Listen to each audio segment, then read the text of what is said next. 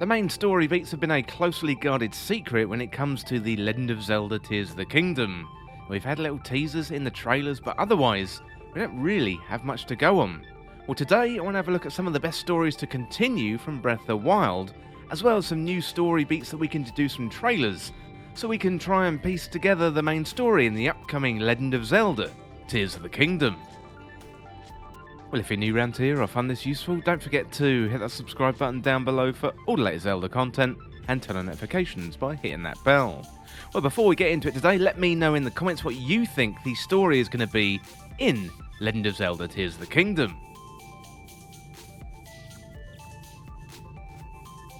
Well, Tears of the Kingdom is the first direct sequel in a long time in the Legend of Zelda series, so it has happened before.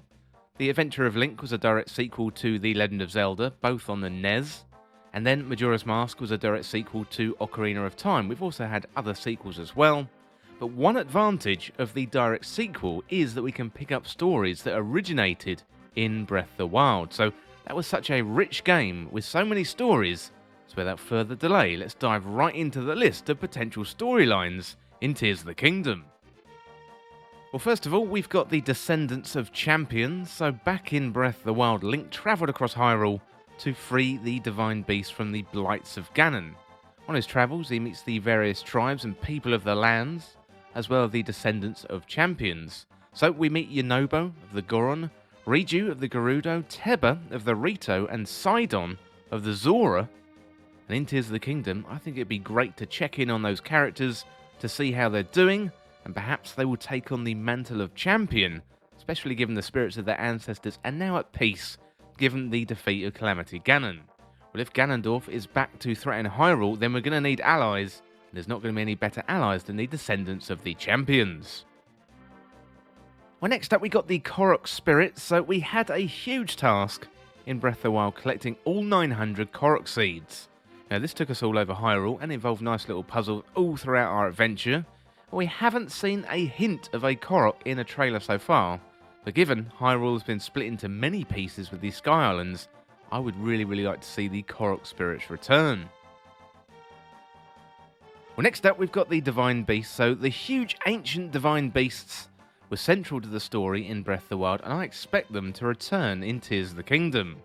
You know, all of those Divine Beasts, including Var Ruta, Var Naboris, Var Meadow, and Var Redania, they are absolutely key, as well as their champion pilots. So what happened after the events of defeating Calamity Ganon? Did they go back to their respective people and settle down once again, or will the returning malice in Tears of the Kingdom start to cause problems once again with those Divine Beasts? Now, I'd love to travel back in time and see the construction of the Divine Beasts, maybe even meet the original pilots in Tears of the Kingdom.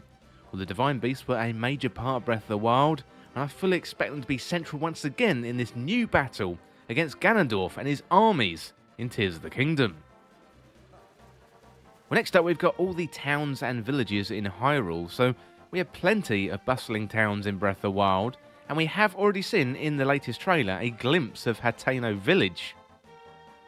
And that is going to appear once again in Tears of the Kingdom, but it was dark, and we could see one of those weird spiral things towards the centre of the village. So in Breath of the Wild we had villages and settlements in all the major places where all the different people of Hyrule live, so the Gerudo, the Goron, Zora and Rito, as well as other villages as well, like Kakariko Village and Hateno Village, plus there was loads more as well. You know, the characters in the towns and the villages help bring the Legend of Zelda to life, and I would really want to see more towns and villages, as well as revisit some old friends from Breath of the Wild. No doubt the fracture and formation of the Sky Islands will have disrupted and potentially displaced some of the people of Hyrule, so it'd be really great to find them, meet them, and then help them in Tears of the Kingdom.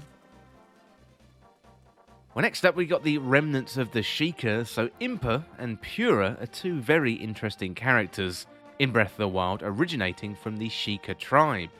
In Tears of the Kingdom, it appears as if Link has new divine powers in his arm, so rather than leaning on Sheikah technology found in that Sheikah slate, in fact, it looks like Princess Zelda is holding the Sheikah slate, although that isn't from a trailer, that is from promotional material that we've seen Nintendo push out on social media.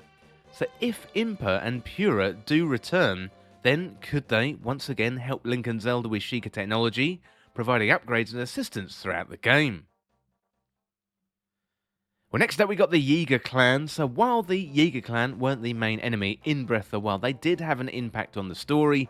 From meeting them out in the wild in Hyrule to sneaking into their den, they also were the focus of some of the best side quests in the game, including one resident of Kakariko village who fell in love with a woman and ran away from the Jiga Clan. So Jiga Clan members swore allegiance to Calamity Ganon, and now he's gone. Will they swear allegiance to Ganondorf, or whatever goes on to replace them? Now, Jiga Clan members are still going to be out there in all of the parts of Hyrule, and are they going to fit into Ganondorf's master plan, or are they going to switch allegiance and maybe team up with us? Well, next up we've got the Zonai Tribe. So the mystery of the Zonai has been described by Zelda developers themselves as the greatest mystery in Hyrule that hasn't yet been solved. So in Breath of the Wild, the land is recovering from a great disaster, and only a few people are left. So one of the stories that the landscape tells us is of the Zonai Tribe, and as the Zelda developer said, it is one of the biggest mysteries in the game. So if you compare the Zonai to a people that we can relate to in our own world, they are very similar to an Aztec-like civilization. So they had their own technology, but they were clearly advanced enough to create great temples and structures, and they are still all around Hyrule. So we've seen plenty of clues that point to the existence of the Zonai in Tears of the Kingdom. Dragons and dragon heads are central to the design of the weapons. We've also seen it on the vehicles as well. Plus the central logo for Tears of the Kingdom are two dragons eating their own tail. One of the things I'm most excited about in Tears of the Kingdom are finding out more about the Zonai and finding out about that ancient people. Well, next up we've got Zelda as a playable character, so there has been much speculation in the community that Princess Zelda will be playable in Tears of the Kingdom. This started all the way back in 2019 when we first saw Zelda exploring with Link underground in that first trailer. She looked dressed and ready for adventure, especially when compared to Princess Zelda of the past. Well, after the most recent trailer at the start of 2023, Nintendo released some promotional material showing Princess Zelda holding the Sheikah Slate, or maybe it was a light version of the Sheikah Slate, given its smaller form factor. So personally, I'd like to see Nintendo switch things up and have Zelda as a playable character in the game. So God of War Ragnarok successfully implemented multiple playable characters recently, and I think it'd be good for Nintendo to follow on from the great work that they did there. Well, next up we've got the prospect of Skyloft coming back, so one of the most striking features of Tears of the Kingdom are the Sky Islands, so they look remarkably similar to Skyloft, the setting for the origins of the Legend of Zelda series in Skyward Sword. Hylians took to the sky to get away from Demise's evil grip on Hyrule all those years ago. There's definitely parallels to the narrative going on here in Tears of the Kingdom.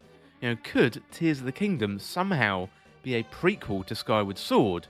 And are we seeing the formation of the Sky Islands and Skyloft before our very eyes? Well, we are going to dig into that in a little bit more detail in a minute, but ultimately we're just going to have to wait and see until the game comes out. Well, next up we got the prospect of the Twilight Realm. So Twilight Princess is a hugely popular Legend of Zelda title. We've also got the visual comparison in Tears of the Kingdom. So the broken Master Sword, which we can see repaired in the main logo for the game, appears to have Twilight Princess style designs.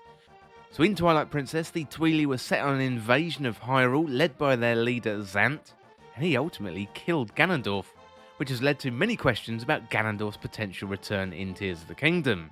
Perhaps Zant makes a return and revives Ganondorf's corpse under Hyrule Castle under the bidding of some higher or maybe even more evil power.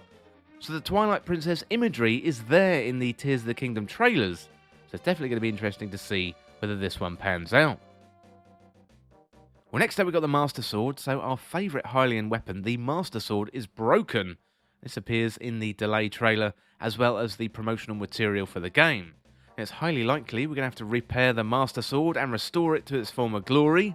From the cutscene snippets we've seen, it appears as if there's an attack on the Master Sword with malice from Ganondorf's corpse, which ultimately leads to that corruption. Well, next up we might have more of a role for Goddess Hylia. So we've got statues of Goddess Hylia all over Hyrule, and they're used to help us get more health and stamina in Breath of the Wild. However, Hylia could be about to play a much bigger role in Tears of the Kingdom. So Hylia played a major role in Skyward Sword, revealed to be the ancestor of every incarnation of Princess Zelda. So given we've got a clear comparison between Skyward Sword and Tears of the Kingdom, Goddess Hylia may play an even greater role in Tears of the Kingdom. Now the statues are there for us all to see, so we know that Hylians are aware of her presence. Well, next up we've got the timeline loop theory. So when Nintendo revealed their logo for Tears of the Kingdom, one feature definitely stuck out, and that was the two dragons eating each other's tails, otherwise known as an Ouroboros. Well, the Ouroboros is an ancient symbol depicting a serpent or dragon eating its own tail. The Ouroboros entered Western tradition via ancient Egypt iconography and also Greek tradition. Well, finally today we've got Zelda's Fate. So Nintendo has been telling us a story through the trailers released so far. In that first trailer we see Princess Zelda losing her footing, an arm reaching out and catching another arm. Then in the second trailer we see it. Zelda falls backwards into the darkness. You know, we've seen Zelda in danger, then falling in the mural, and we've seen a female character depicted laying down, raised into the sky. It certainly looks like it could have been Princess Zelda. Even the name suggests something dark, so Tears of the Kingdom. You know, why is the kingdom crying? You know, could it be that Princess Zelda is gone? And maybe it's because she's dead. You know, killing Princess Zelda it would be a bold move, and one Nintendo is not going to take lightly. So, if the trailers are anything to go by, Nintendo could have laid out a roadmap for the game, with the first trailer showing Link and Zelda on their adventure, followed by Zelda's accident into the abyss. We've also seen Link diving to save Princess Zelda, and we've seen Link being able to manipulate time, so maybe he can actually rewind time and save Princess Zelda where once he failed. Well, let me know in the comments what you think about the story in Zelda Tears of the Kingdom, and let me know what you think could happen. And that is it for now for 14 stories in Zelda Tears of the Kingdom. And as always, thank you so much for watching or listening. For more Legend of Zelda content like this, hit that subscribe button down below and subscribe to Triforce Times. Or you can check me out on Twitter at Triforce Times. Well, if you enjoyed this video, found it useful, liking and sharing the video would really help me out. Otherwise, check out the other videos on the channel. Thanks again, I'll see you soon.